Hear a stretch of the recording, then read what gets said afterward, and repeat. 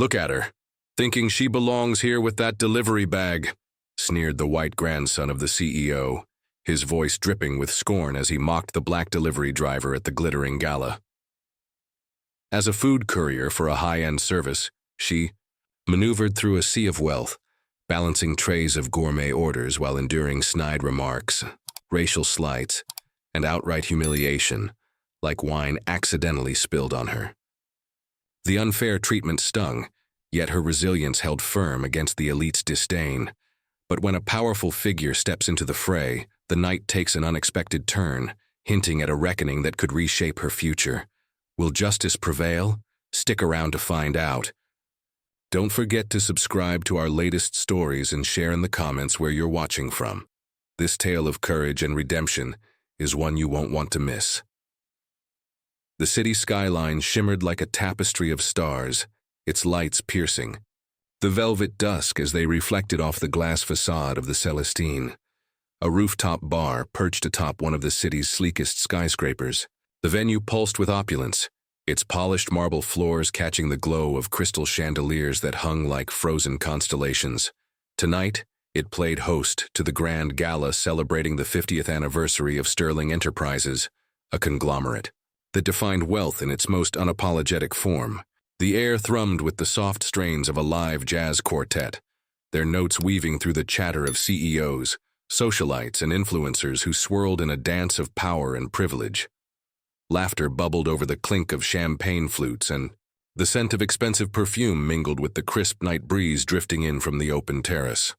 Diane Ramirez stepped through the service entrance, her quick-bite delivery bag slung over her shoulder, its insulated bulk a stark contrast to the tailored elegance surrounding her. The narrow hallway smelled faintly of cleaning solution, a reminder of her place in this world of excess. Her dark eyes flicked to her phone, double-checking the order details. A selection of gourmet appetizers, truffle-infused canapés, and caviar-topped blinnies, destined for the gala's elite. Diane's breath caught as she adjusted her cap, her tightly coiled curls tucked beneath it, and smoothed the creases in her navy quick-bite jacket. The ride through the city's chaotic streets had left her legs aching, her bike chained hastily below, but she carried herself with a quiet resolve, her posture straight despite the weight of the night. This wasn't Diane's first delivery to a place like Celestine. She'd grown accustomed to the sidelong glances, the way her presence seemed to fade into the background for those draped in designer suits and glittering jewels. At 27, she knew her role: deliver, smile, and leave. But each trip to these gilded spaces carried a sting, a reminder of the chasm between her world and theirs. Diane's life was one of calculated sacrifices, skipping meals to stretch the grocery budget, working late to cover her grandmother's insulin costs, and saving every spare dollar for her brother Jamal's dream of engineering school. QuickBite paid better than her previous jobs, waitressing, retail, odd gigs, but it demanded she navigate the city's underbelly and its penthouses alike, often under the weight of dismissive stares. As she stepped into the service elevator, the hum of its ascent mirrored the nervous flutter in her chest. Diane glanced at her reflection in the polished steel doors, her brown skin glowing faintly under the fluorescent light. She adjusted her cap again, a small act of defiance against the chaos of the night. The elevator dinged, and she emerged into the frenetic energy of the gala's back room. Staff bustled around her, caterers balancing trays, bartenders pouring drinks with practiced flair. A coordinator, a harried woman with a clipboard, waved Diane over. "Sterling order, right? Drop it there," she said, pointing to a stainless steel counter. Diane complied, sliding the bag off her shoulder and unzipping it with care, the aroma of the appetizers briefly cutting through the sterile scent of the kitchen. "Payments with the host," the coordinator added, already turning away. Diane nodded, her fingers tightening around the strap of her bag. She scanned the room, her gaze sharp but unobtrusive, taking in the controlled chaos. A waiter rushed past, nearly knocking her elbow, and muttered an apology without breaking stride. Diane didn't mind. She was used to being invisible here. She made her way toward the main floor where the gala's full splendor unfolded. The terrace opened to a breathtaking view of the city, its light sprawling like a digital ocean. Guests clustered in elegant groups, their conversations a low hum punctuated by bursts of laughter.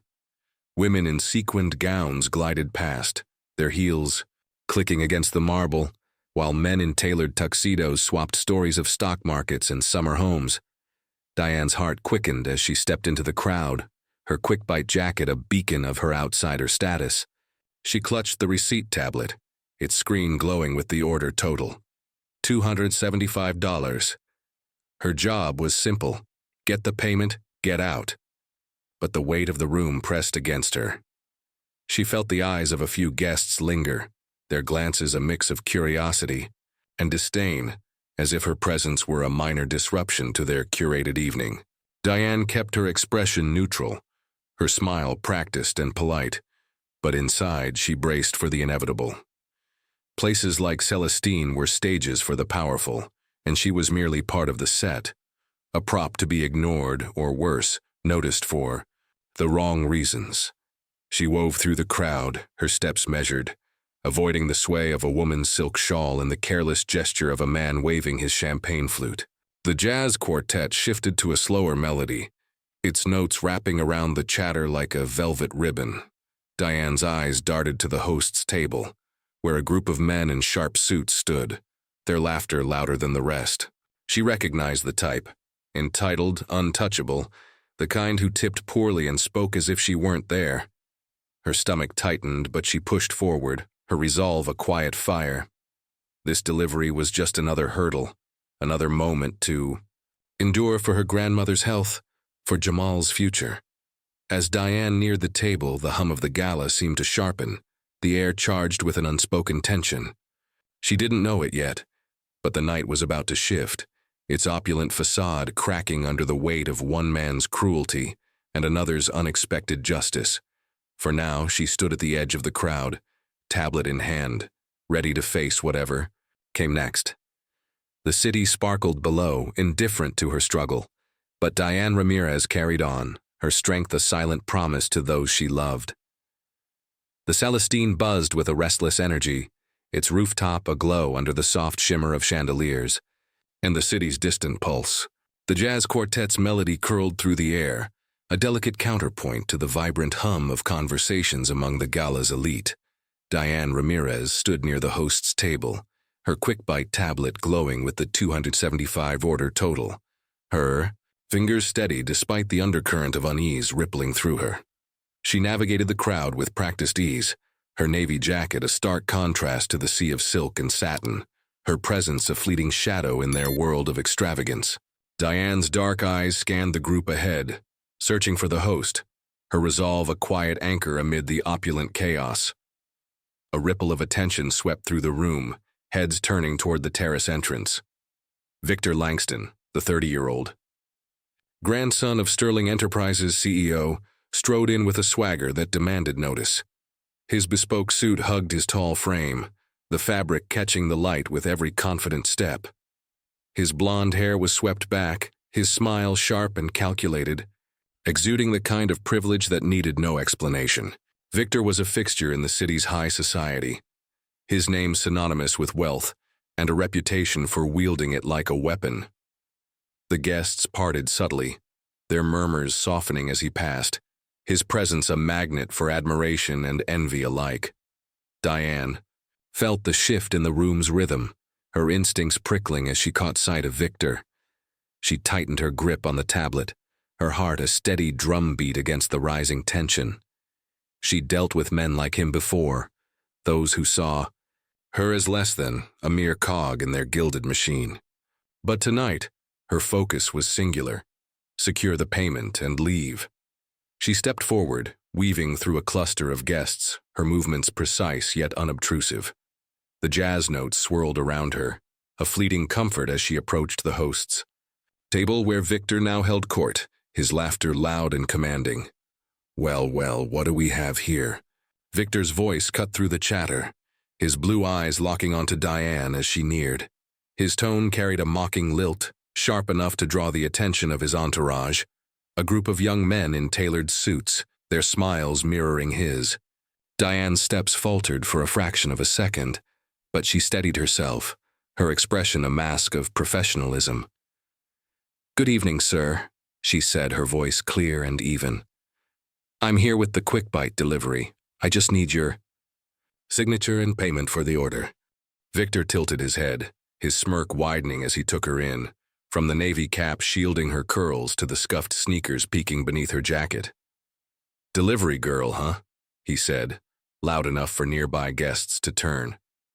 "Didn't know Quick Bite was sending this to our little soiree." His words dripped with condescension, each syllable a barb aimed at her place in their world. His companions chuckled, their amusement a low hum that grated against Diane's nerves. She felt the weight of their gazes, the unspoken judgment that she was an intruder in their rarefied air. Diane's jaw tightened, but she kept her eyes steady, meeting Victor's with a calm that belied the fire simmering within. "The total is $275, sir," she said, holding out the tablet, its screen a quiet challenge. Victor leaned back, crossing his arms, his smirk unfaltering. $275? For what, some overpriced snacks?" he scoffed, glancing at his friends for approval. "You must think you're serving royalty here." The group laughed again, their mirth a chorus that echoed across the terrace, drawing more eyes to the unfolding scene. Swallowing the sting of his words, Diane maintained her composure, her fingers brushing the edge of the tablet. She'd heard worse slights about her race, her job, her very existence, but each one carved a small wound, invisible yet raw. Her thoughts flickered to her grandmother's hospital bills, to Jamal's hopeful grin when he talked about college. This moment, this humiliation was just another obstacle to endure. "It's for the gourmet appetizers, sir," she said, her tone unwavering. "If you could sign here, I'll be on my way." Victor's eyes narrowed, his amusement sharpening into something colder. "Oh, I'll sign when I'm good and ready," he said, his voice low and taunting. "You're eager to get paid, aren't you? Guess that's what happens when you're scraping by." The words landed like a slap, their venom subtle enough to avoid outright scandal but cutting all the same. Diane felt the heat rise in her cheeks, her pulse quickening, but she refused to let him see her falter. She stood taller, her shoulders squared, the tablet a lifeline in her hands.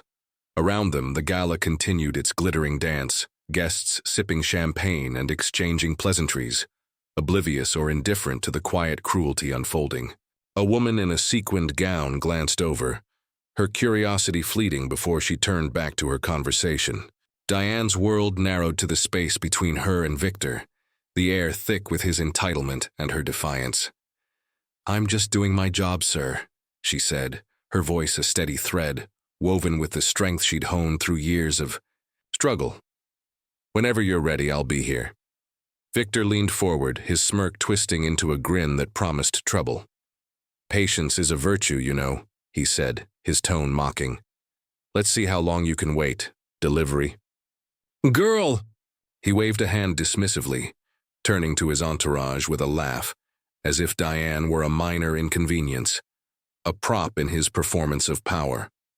The group echoed his amusement, their laughter a jagged edge against the soft jazz notes drifting. Through the night, Diane stepped back, her fingers tightening around the tablet, her breath shallow but controlled. She moved to the edge of the host's table, her presence a quiet rebellion against Victor's scorn. The city lights sprawled below, their glow a distant promise of something beyond this moment. Diane's mind raced, her resolve a flickering flame. She would not let this man break her. She thought of her grandmother's gentle voice urging her to keep her head high, and Jamal's dreams tethered to her every delivery. This night was far from over, and though she couldn't see it yet, the arrival of Victor Langston had set in motion a chain of events that would test her strength and unveil an unexpected ally. The Celestine shimmered under the night sky, its rooftop a stage where wealth and power performed their intricate dance.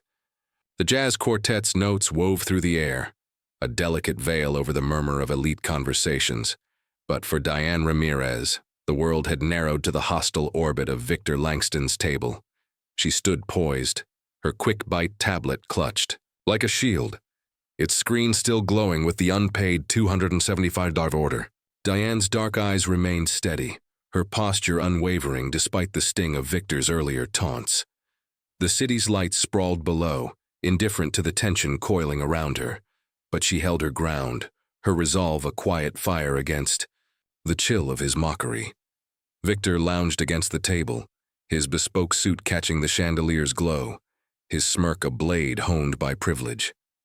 His entourage, a cluster of sharp-suited men, fed off his energy, their laughter a low rumble that grated against Diane's nerves. She felt their eyes on her, dissecting her navy jacket, her scuffed sneakers, her very existence as an affront to their curated world. "Still here, delivery girl," Victor drawled, his voice laced with amusement as he swirled a fresh glass of red wine. "You're persistent, I'll give you that."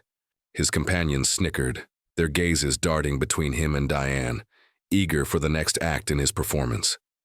Diane's fingers tightened around the tablet, her breath measured. "I'm waiting for the payment, sir," she said, her tone calm, but firm, a thread of steel woven through her words.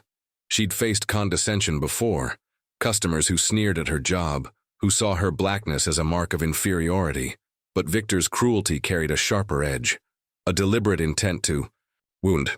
Her mind flickered to her grandmother's frail hands, to Jamal's late-night study sessions, grounding her in purpose.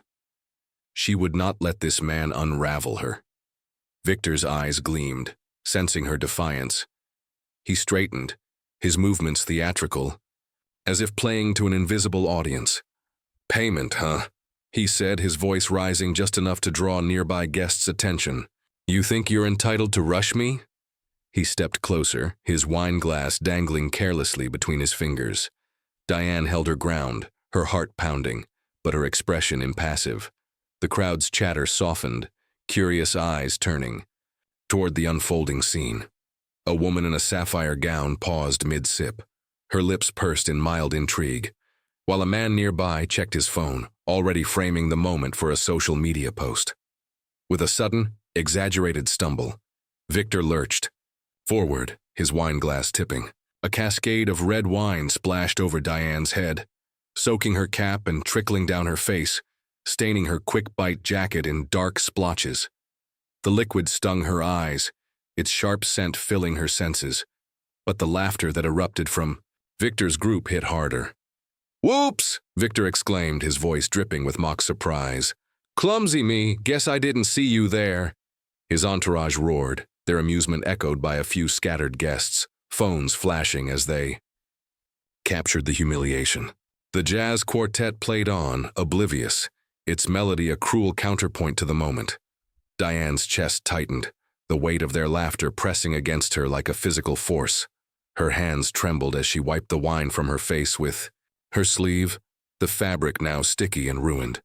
Humiliation burned hot in her throat, but she forced it down, her jaw clenched to keep her emotions in check. "Accidents happen, sir," she said, her voice steady despite the tremor threatening to break through. "I still need the payment." The words were a quiet rebellion, a refusal to let Victor's cruelty define her. She stood taller, her dark eyes meeting his for a fleeting moment, daring him to push further. Victor's smirk faltered, his amusement giving way to a flicker of irritation. "You're a tough one, aren't you?" he said, his tone sharper now, less playful. He tossed a crumpled napkin at her, the gesture careless but pointed. "Clean yourself up, you're making a mess of my gala." The crowd's laughter swelled again, a jagged wave that threatened to drown Diane's composure. She caught the napkin reflexively, her fingers crushing it as she fought the urge to respond. Her mind raced, torn between anger and the need to stay professional. She thought of her grandmother's gentle voice, urging her to rise above, and Jamal's hopeful eyes, counting on her strength. Stepping back, Diane moved to the edge of the terrace, her shoes leaving faint, wet prints on the marble. She pulled a rag from her delivery bag, its worn fabric a stark contrast to the gala's opulence, and began dabbing at her jacket. The wine had seeped into the fabric, a dark stain mirroring the ache in her chest. She glanced at the city below, its lights a distant reminder of a world beyond this moment. The crowd's attention shifted back to their conversations, the incident already fading into their evening's entertainment.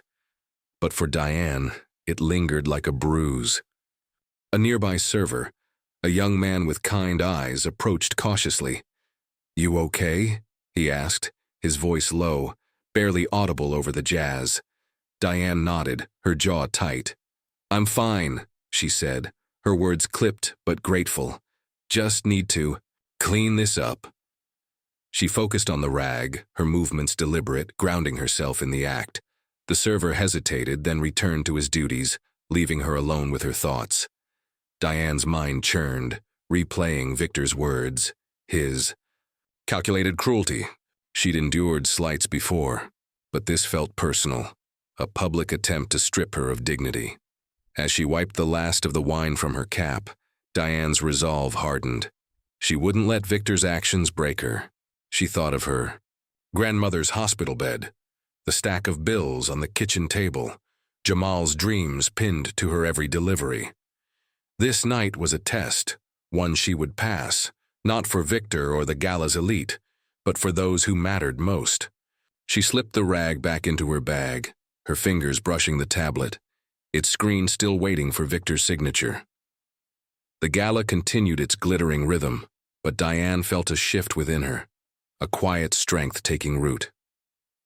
Unbeknownst to her, eyes watched from the shadows, and the night was poised to turn, its course altered by a force she couldn't yet see. The Celestine pulsed with the gala's relentless glamour, its rooftop a glittering stage where the elite played their parts under the city's watchful skyline. The jazz quartet's melody drifted like a sigh, barely softening the sting of laughter still echoing in Diane Ramirez's ears. She stood at the terrace's edge, her quick-bite jacket sodden with wine, the rag in her hand now streaked with red. Her dark eyes burned with restrained fury, but her face remained a mask of calm, her resolve a quiet fortress against the humiliation Victor Langston had inflicted. Diane's fingers brushed the tablet in her bag, its unpaid $275 order, a persistent reminder of her purpose. The city lights below shimmered, distant and indifferent, but she drew strength from thoughts of her grandmother's resilience and Jamal's dreams, anchoring her to the moment. A hush rippled through the crowd, a subtle shift in the air that pulled Diane's attention. Heads turned toward the far end of the terrace, where a figure emerged from the shadows of a private balcony. James Sterling, the 38-year-old billionaire and major shareholder of Sterling Enterprises, stepped into the light, his presence commanding an effortless silence.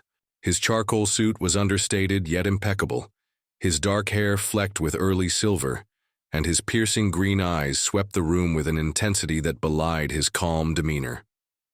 James was a man of quiet power, his wealth matched by a reputation for sharp intellect and a commitment to causes beyond profit.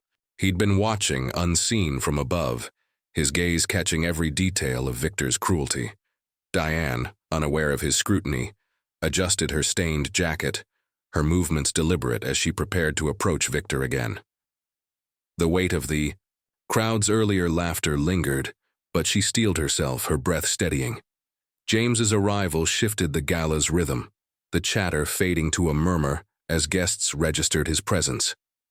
He moved with purpose, his steps measured, cutting through the throng like a blade through silk. Diane sensed the change, her eyes flicking toward him, but she remained focused, clutching her tablet, ready to press for payment. James stopped near Victor's table, where the young heir lounged, oblivious, his entourage still chuckling over their private jests. "Victor," James said, his voice low but resonant, slicing through the jazz like a cold wind. The single word carried a weight that made Victor's smirk falter, his glass pausing mid-air.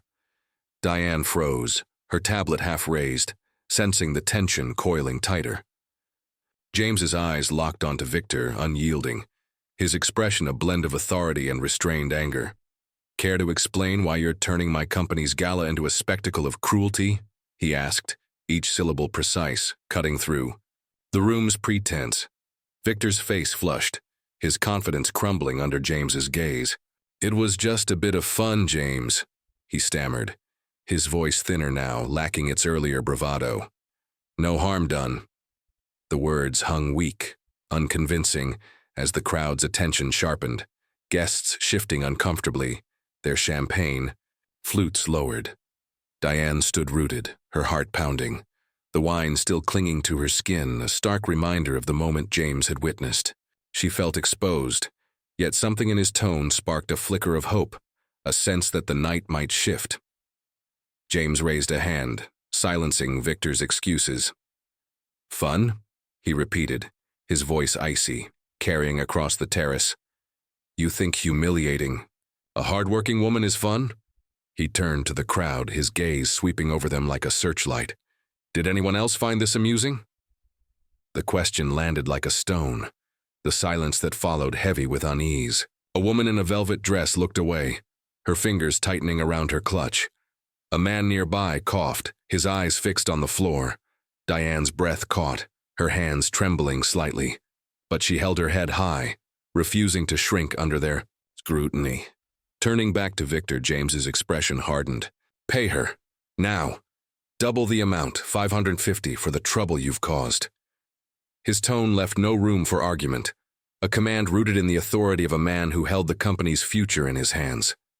Victor fumbled with his phone, his fingers clumsy as he initiated the transfer, the smirk long gone from his face. Diane watched, her pulse racing as the tablet in her hand pinged with the completed payment. She glanced at the screen, the $550 a small victory, but her chest still ached with the weight of the crowd's laughter. James gestured to a pair of security guards near the terrace entrance, their black suits blending with the shadows. "Escort. Mr. Langston out," he said, his voice unwavering. "His behavior doesn't represent Sterling Enterprises." Victor opened his mouth to protest, but the guards were already at his side, their presence a silent ultimatum. He shot Diane a fleeting, resentful glance, then turned, his step stiff as he was led away, the crowd parting to let him pass. Whispers followed, a low buzz of shock and curiosity, but James's authority held the room in thrall. Diane stood, motionless, her tablet now heavy in her hands, the wine's sticky residue a lingering insult.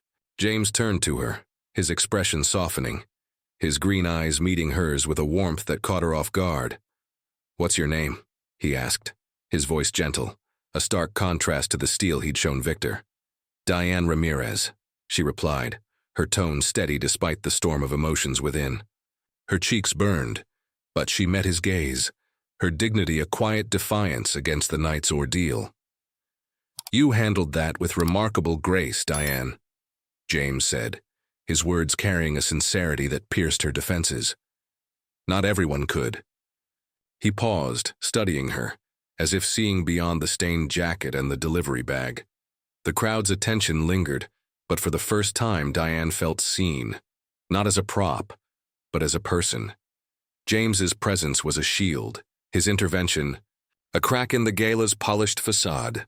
The jazz quartet played on, its notes a faint echo, as Diane sensed the night teetering on the edge of something new, a possibility she couldn't yet grasp. The Celestine glimmered under the night's embrace, its rooftop now hushed in the wake of James Sterling's intervention.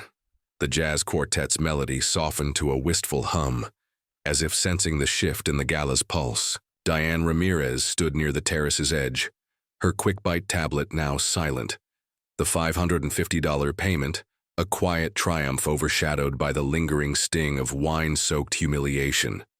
Her navy jacket clung to her skin, the red stains a stark reminder of Victor's cruelty, but Diane's dark eyes held steady, her posture a testament to resilience forged through years of struggle.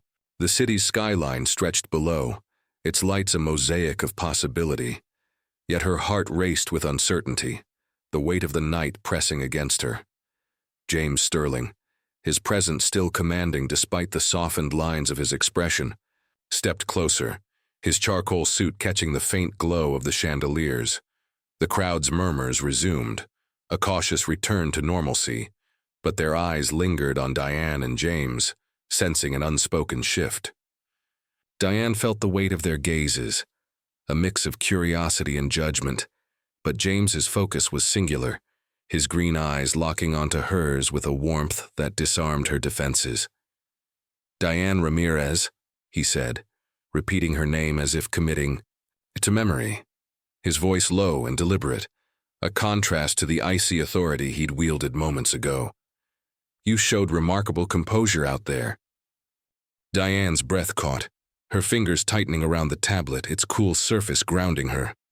"Thank you, sir," she said, her voice steady but tinged with caution. She wasn't used to praise, especially not from someone like James, whose wealth and influence dwarfed the world she navigated daily. Her mind flickered to her grandmother's hospital bed, to Jamal's textbook stacked on their kitchen table, tethering her to the reality beyond this gilded moment. "I was just doing my job," she added, her words a shield deflecting the vulnerability threatening to surface. James's lips curved into a faint smile, not of pity but of respect. "Doing your job under that kind of pressure is no small feat," he said, his tone earnest, carrying a weight that made Diane pause. He gestured toward a quieter corner of the terrace, away from the crowd's prying eyes. "May we speak for a moment?" Diane hesitated, her instincts warring between caution and curiosity, but the sincerity in his gaze tipped the balance. She nodded, following him to a small alcove where the city's lights framed them like a painting, the jazz notes a soft backdrop. As they stood, the distance between them felt less like a divide of wealth and more like a shared understanding.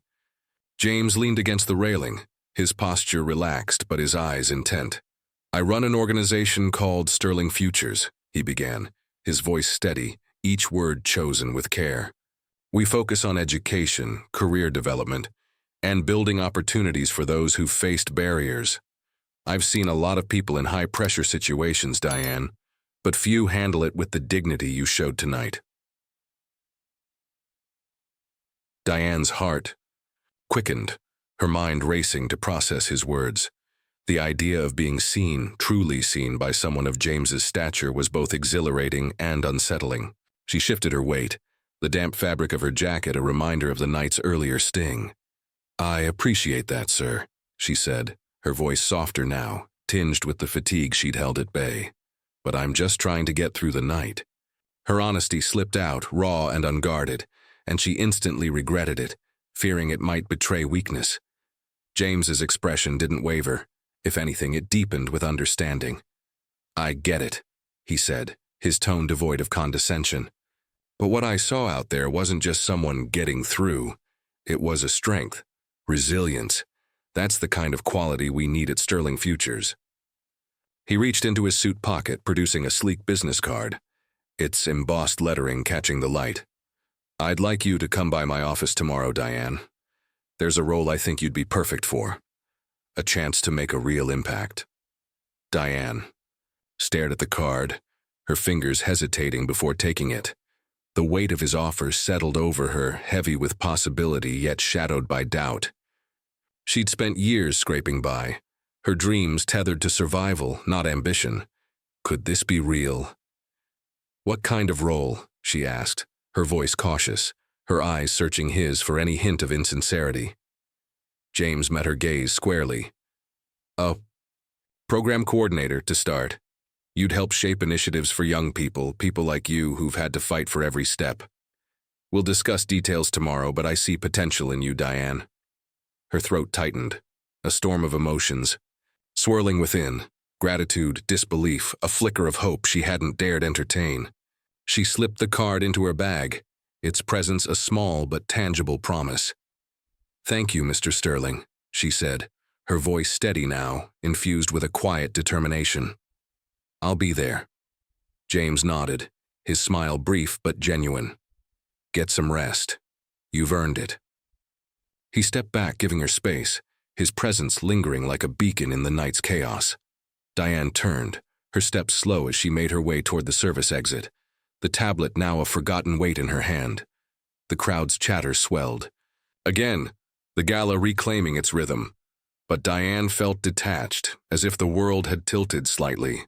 The wine stains on her jacket, The memory of Victor's laughter seemed less heavy now, overshadowed by James's words. As she reached the elevator, the city's lights glowed brighter below, a silent promise of something new. Diane's heart, though bruised, beat with a cautious hope, the card in her bag a lifeline to a future she couldn't yet imagine. The city's pulse softened as Diane Ramirez descended from the glittering heights of the Celestine, her quick-bite jacket still damp with wine. Its stains a silent testament to the night's ordeal. The service elevator hummed, carrying her away from the gala's opulent clamor to the gritty reality below. Her bike, chained to a pole under a flickering streetlight, waited like a loyal companion. Diane's steps echoed on the pavement, her sneakers squeaking faintly. The weight of James Sterling's business card in her bag, a quiet counterpoint to the ache in her chest. The city's skyline loomed behind her, its lights now distant, their brilliance muted by the late hour. She mounted her bike, the cool night air brushing her skin, and pedaled toward home, her mind a whirl of exhaustion and cautious hope. The streets were quiet, save for the occasional whoosh of a passing car and the low hum of neon signs. Diane's breath steadied with each turn of the pedals, the rhythm grounding her as she navigated familiar routes.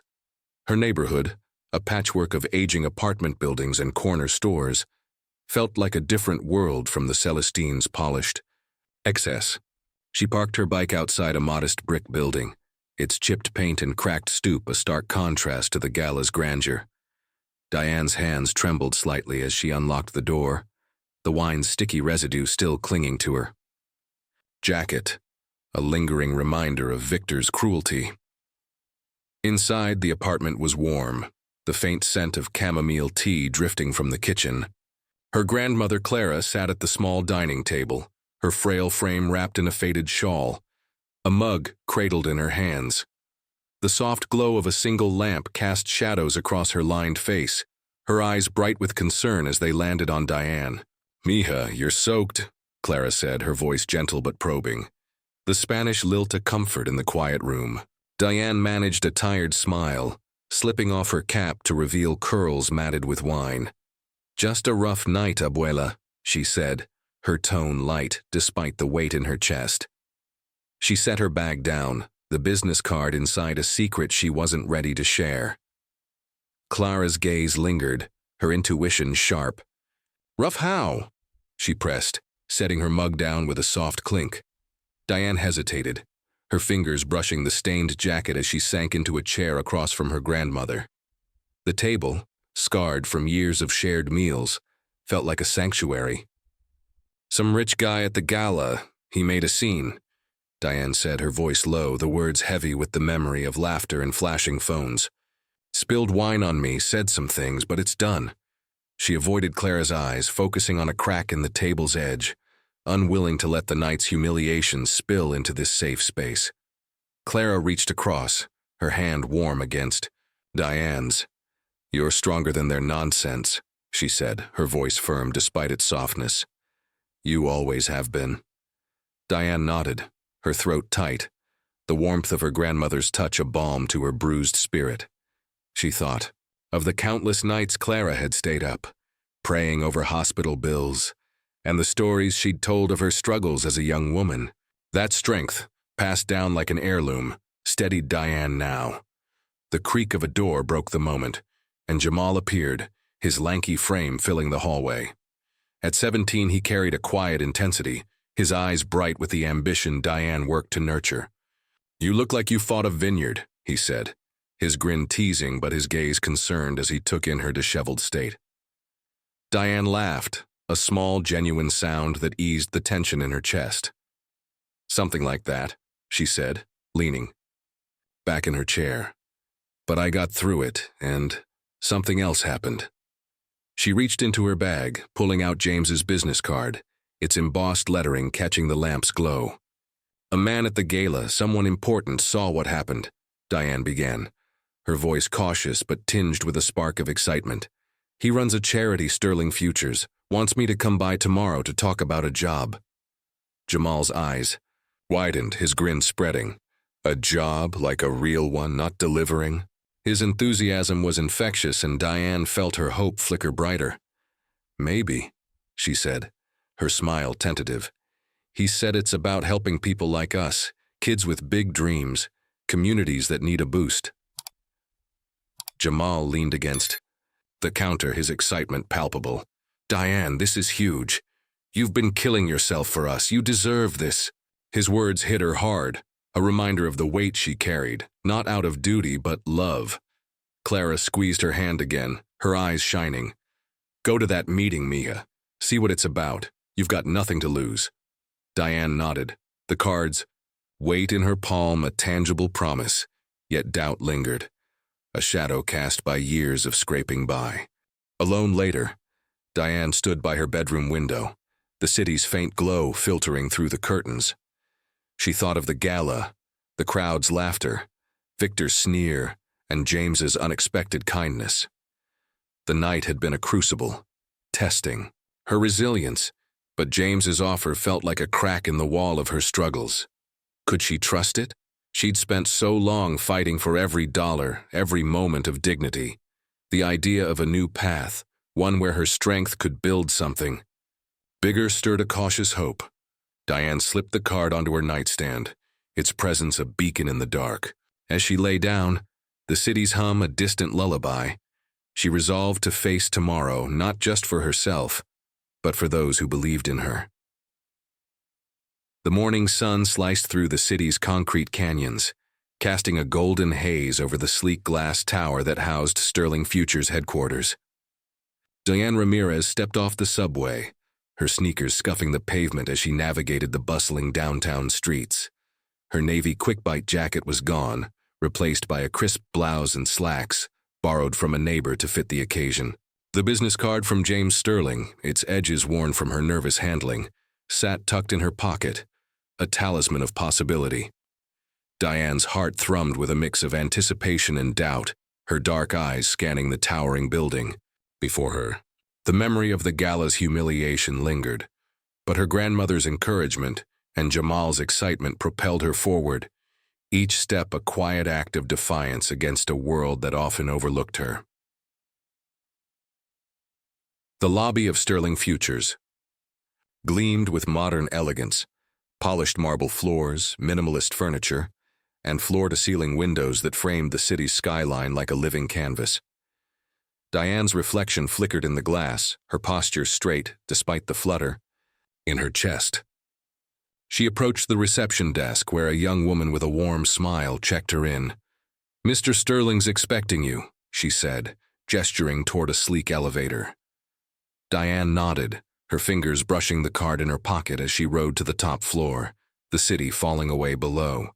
The elevator's soft ding announced her arrival, and she stepped into a corridor lined with abstract art, the air scented with faint notes of cedar and ambition. James Sterling's office was a study in understated power, dark wood paneling, a broad desk scattered with papers, and a panoramic view of the city that stretched like a promise. He stood as Diane entered, his charcoal suit impeccable, his green eyes bright with a welcoming intensity.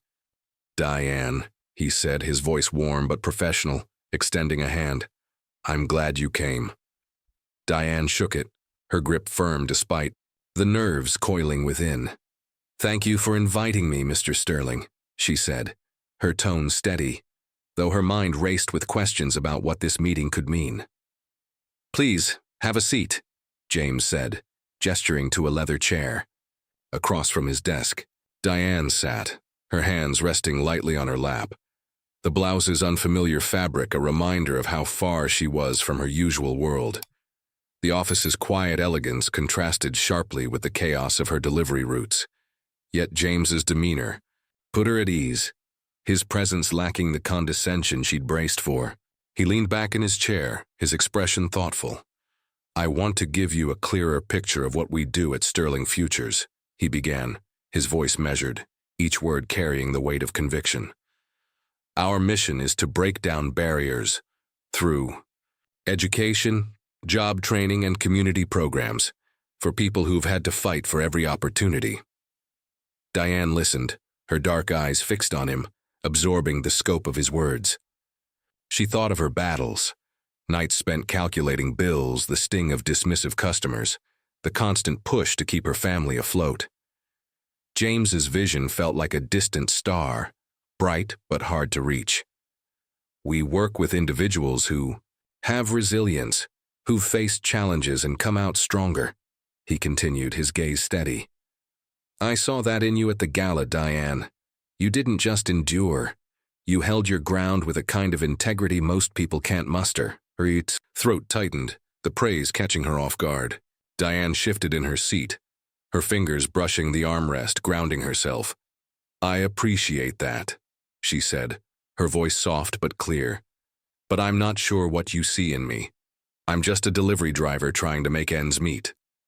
Her honesty slipped out raw and unguarded, a reflection of the doubt that had shadowed her since the gala. James's expression didn't waver. If anything, it softened, his eyes reflecting a quiet understanding. That's exactly why, he said, leaning forward slightly. You've got a perspective that comes from real experience, Diane. That's invaluable to us. He paused, letting the words settle. I'd like to offer you a role as a program coordinator. You'd help design and run initiatives, mentorship, programs, scholarships, community workshops, focused on people like you who've had to carve their path. He slid a folder across the desk, its contents outlining a salary that made Diane's breath catch, a figure that dwarfed her quick-bite earnings, alongside benefits that could ease her grandmother's medical burdens. Diane stared at the folder, her heart pounding. The numbers blurred slightly, not from tears but from the weight of possibility. What made you choose me? She asked, her voice steady but searching, her eyes meeting his. You don't know me beyond one bad night. James's smile was faint but genuine. I've been around enough people to recognize potential, he said. You didn't let that moment at the gala define you. You showed resilience, integrity, and a drive to keep going. That's what we need. Someone who understands the stakes, who can inspire others because they've lived it. The words settled over Diane like a warm blanket, stirring a hope she'd long buried. She thought of Jamal, his textbook spread across their kitchen table, and her grandmother's quiet strength, urging her to seize this chance. I'd be honored to join, she said, her voice firm now, infused with a resolve that felt new yet familiar. Thank you for believing in me. James nodded, his smile widening. Welcome to Sterling Futures, Diane. You'll bring something unique to this work. I'm looking forward to seeing what you do. As Diane stood, the folder in her hands felt like a key to a door she hadn't dared imagine. The city's skyline sparkled through the windows, its vastness no longer daunting but inviting. She shook James's hand again, her grip stronger. Now, her heart lighter than it had been in years. The elevator ride down was a quiet interlude, the city's hum a backdrop to her racing thoughts. Diane stepped back onto the street, the folder tucked into her bag beside the worn business card, her steps carrying a new purpose. The road ahead was uncertain, but for the first time it felt like a path she could shape. The Celestine stood, reborn under the twilight sky, its rooftop no longer a playground for the elite, but a vibrant hub pulsing with new purpose. Gone were the gilded trappings of exclusivity. The marble floors now echoed with the chatter of local youth, their voices mingling with the hum of possibility. Months had passed since the gala, and the venue had been transformed into a community center, its chandeliers softened by warm lighting, its terrace lined with tables for workshops and mentorship sessions. Diane Ramirez stood at the heart of it, her clipboard in hand, her presence a quiet force as she orchestrated the evening's event. Her navy blouse, a far cry from the wine-stained quick-bite jacket, moved with her as she navigated the space, her dark eyes bright with focus and pride. The air carried the scent of fresh coffee and baked goods, a nod to the community's warmth, rather than the gala's opulence. Diane paused to adjust a banner that read, Sterling Futures Building Tomorrow, its bold letters a testament to the vision she'd embraced. As a program coordinator, she had spent weeks shaping this night, a launch event for the center's youth mentorship program, designed to offer skills, scholarships, and hope to kids like her brother, Jamal. The memory of that humiliating night at the gala lingered, but it fueled Diane's resolve, her work a defiance of the barriers she'd once faced. The crowd was diverse: former Celestine staff, local activists, and teens from nearby neighborhoods, their energy a stark contrast to the gala's polished detachment. Diane moved among them, her smile warm as she greeted a group of high schoolers, their notebooks open, eager for the coding workshop she'd organized. "You're gonna love this," she said, her voice steady, infused with the encouragement she'd once craved. A girl with braids nodded, her eyes wide with anticipation, and Diane felt a pang of recognition, seeing her younger self in the girl's quiet ambition. James Sterling stood near the terrace's edge, his charcoal suit blending into the evening's soft glow. He watched Diane with a quiet pride, his role as a major shareholder now intertwined with a mission to reshape Celestine's legacy. The event was his brainchild, but Diane's execution had brought it to life. She caught his eye, offering a small nod, their partnership a seamless blend of vision and action. Months of collaboration had built a mutual respect. Their late-night planning sessions were filled with shared ideas for community impact. Diane's perspective, rooted in her struggles, had shaped the program's heart, and James valued her voice as much as his own. As the event began, Diane guided a group of former staff, bartenders and servers who'd once been invisible like her, to their seats, their faces alight with pride at being part of this new chapter. The room buzzed with anticipation, the jazz replaced by a local band's upbeat rhythm, their music a celebration of the city's diversity. Diane checked her clipboard, ensuring every detail was in place: mentors paired with students, workshop materials ready, and a speech she'd prepared, her first public dress since joining Sterling Futures. Her stomach fluttered, but she pushed the nerves aside, her resolve anchored by the faces around her. James took the stage, his presence commanding yet approachable, his voice carrying over the crowd. "Tonight, we're not just opening a space," he said, his green eyes sweeping the room. "We're building a bridge between dreams and opportunities, between communities that have been divided for too long." The audience applauded, their enthusiasm a wave that lifted Diane's spirits. James gestured toward her, his smile warm. "I want to introduce someone who's made this possible. Diane Ramirez, our program coordinator, whose vision and heart, you're at the core of this work." The crowd turned to Diane, their applause swelling, and she felt a rush of warmth, her cheeks flushing as she stepped forward. Her hands trembled slightly, but she gripped the microphone, her voice clear and steady. "This place used to be about who could afford to be here," she began, her words deliberate, resonating with the weight of her journey. "Now it's about who belongs, and that's everyone. We're creating a space where kids like my brother, like so many of you, can learn, grow, and know they're valued." Her gaze swept the room, meeting the eyes of a young boy clutching a notebook, a mother nodding in agreement, a former server smiling with pride. Diane's voice grew stronger, her words a tapestry of hope and conviction. "It's not just about a building," she said, echoing James's vision but infusing it with her fire. "It's about changing how we see each other, about building a community where no one feels invisible." The applause erupted, thunderous and heartfelt, filling the space with a unity that made Diane's heart race. She stepped back, her breath shallow but her spirit soaring, the weight of the gala's humiliation now a distant shadow. James clapped her on the shoulder as she returned. To the crowd, his smile a silent affirmation. "You were incredible," he said, his voice low, meant only for her. Diane nodded, her eyes bright with gratitude, the moment a milestone she hadn't dared imagine months ago. As the event continued, she mingled with the guests, listening to a teen share dreams of becoming an engineer, guiding a mentor to a workshop station, her presence a quiet anchor in the room's vibrant chaos. The Celestine no longer echoed with the elite's laughter, but with the promise of a future where everyone had a place. Diane stood taller, her clipboard a symbol of her new role, her heart alight with the possibility of what lay ahead. The Celestine stood as a beacon under the starlit sky, its transformed rooftop alive with the hum of community, a far cry from the elitist gala that had once defined it.